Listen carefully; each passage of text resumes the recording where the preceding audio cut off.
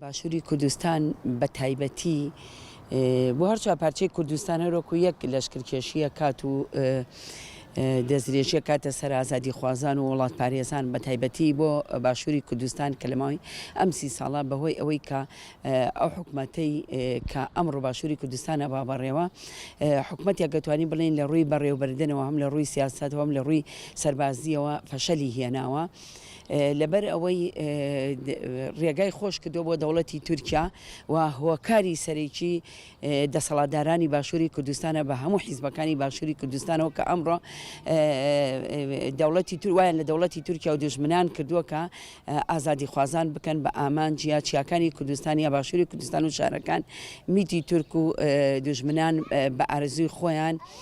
لە شارەکانە تاراتێنیانە ئەوەی کە ئەمڕۆ جێ نابێتەوە لە باشووری کوردستاندا ئەو کەسانن کە ئازادی خوازن ئەو کەسانن کە وڵات پارێزن ئەو کەسانن کە لەسەر مافی گەلەکان یەنە جواب ئەوانە جیان نابێنەوە بینین لە ڕەوشێکی خراپان یا بێ خۆیان بشارنە یا لە زیندانەکانان بەڵام ئەوەی کە ئەمڕۆ دژمنی ئێمەیە ئەمڕۆ کە دژمنێکی سەرسەختی ئێمەیە کە دەوڵەتی تورکا میتە بە ئاسانی لە ڕیستۆرانەکان لە ئوتێلەکانە پێشوازیان لێکرێ لایەن بەڕێوەبردننی دەسەڵاتدارانە و بەڕێوەبەر پێشوازیان لێکرێ ئەمانە بۆتە هۆی ئەوەی کە ئەمڕۆ باشووری کوردستان ئەتوانین بڵین بۆتە ناوەندی پیلانگێڕی جیهان لە سەرتاسەری گیانە لێنە پیلانەکان لێرەوەدا ڕێژرێ لێرەوە دژمنان ئاراستە ئەکرێ کە لە ئازادی خوازان و چیاکانی کوردستان بینێ ئەبینین لە ماوەی چەند مانگی ڕابردووە لە چیاکانی کوردستان بەرخودانێکی بێوێنە هەبوو لەگەڵەوەیشا کە داگیرکاری هەیە و دەوڵەتی تورکیا بە چەکی کیمیایی کە نایشارینەوە کە دەوڵەتی تورکیا دەوڵەتێکی بێزە و چوارم هێزی ناتۆیە و ناتوایە بەرامبەر بە چیاکانی کوردستان کیمایی بەکارهێنێ چەکی تەکنۆلۆژیای پێشکەوتن بەکارهێنێ بەڵام لەگەڵ ئەوەشدا لەبەرەوەی باوەڕی هەیە ئیرادە هەیە و بەرخۆدان هەیە جا لەگەڵ جارە شکستە هێنن ئێستا لە هەر کاتێ لە شاخەکانی کوردستان کە شکست بێنن یەک لە ناو شاری کوردستانە کەسانی وڵات پارێز و کەسانی مەدەنیە کاتە ئامانج لە ماوەی ئەم ساڵە ئەبینین کە یەکی لەوانەیە کە هەڤاڵشکوری لە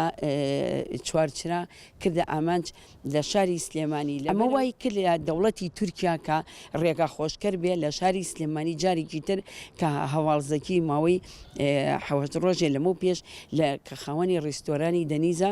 لە جادەی بەختیاری کە بە قەرەباڵغترین جادەدان لە سلێمانیا بە ئاشکرا یەن زەکی شەهید دەکەن و دواییش ئەڕۆنەوە هەولێر ئەمە پەیامێکە بۆ خەڵکی ئازادی خواست پەیامەکە بۆ باشوور کە هەولێر بۆتە جێگای میت بۆتە جێگای دوژمن بۆیە کە لێرەوە چالاکیەکە ئەکەن ڕێک ئەچنەوە هەولێر بۆیە پێویستە خەڵکی باشووری کوردستان زۆر لەوە زیاتر کە تێ بگا باشووری کوردستان کەوتۆتە بەردەم مەترسیەکی گەورە و هەم حکوومەتی هەرێمیش کەوتۆتە بەردە ئەو ستاتوی کە ئەمڕۆ لە باشووری کوردستانە ڕۆبەڕێوە هینی هیچ حیزبولایانە بەڵکو ئەو ستاتوی بە خوێنی شەهیدان کراوە بە 1970,000 ئەنفەل هاتوۆتە بەرهەم بە خوێنی 5,000 کیمیاییە بەمانە ستاتویەکی هەرێمی کوردستان دامەزراوە بەڵام چەند کەسانێک بە پەنجەی دەستە ژمێرن کە بێ ئیرادەن ترسنۆکن خۆفرۆشن خاکفرۆشن نەودزن ساماندزی ئەم وڵاتەن دێن باشووری کوردستان ڕادستی دوژمن دەکەن و دوژمنە هێنە سەر گەنجانی وڵاتەکەمان بەوەشەوە ناوەستن ئەبینین کە دەستیان خستۆتە سەر قوتی ژیانی هاوڵاتیان هەم لە ڕووی خزمەتگوزاریەوە هەم لە ڕووی ئابوووریەوە کە باشووری کوردستان بەڕاستی لە دۆخێکی مەترسیداردایە بێ سڵینەوە بێ ئەوەی بەرپرسیار خۆیان ببینن ئەبینین بە ئارەزووی خۆیان باشووری کوردستان ڕادستی دوژمنانەکەن بۆیە بە تایبەتی ئێمە بانگوازیەکەین لە گەلی باشووری کوردستان بە تایبەتی ژنان گەنجان و هەموو چین و توێژەکانی کۆمەڵگا بە ئاگا بێنەوە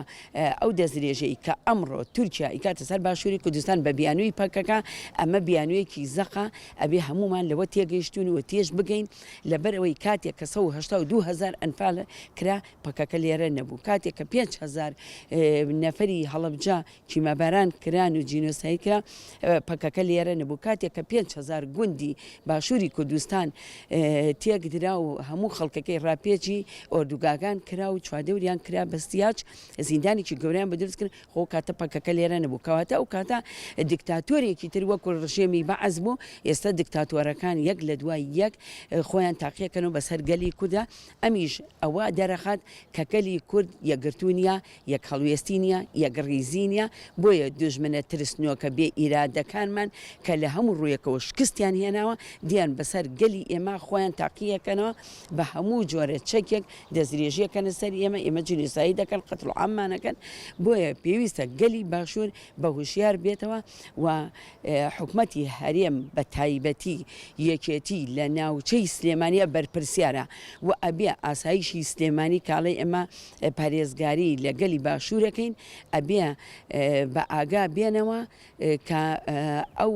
تیرۆرەی کە ئەمڕۆ لە باشووری کوردستانە ئەکرێ ئەوان بەرپرسیاری یەکەمن و کەوتونەتە بەرپرسیارەتی و ئەبێ ئەمنێتی شاری سلێمانی بپارێزن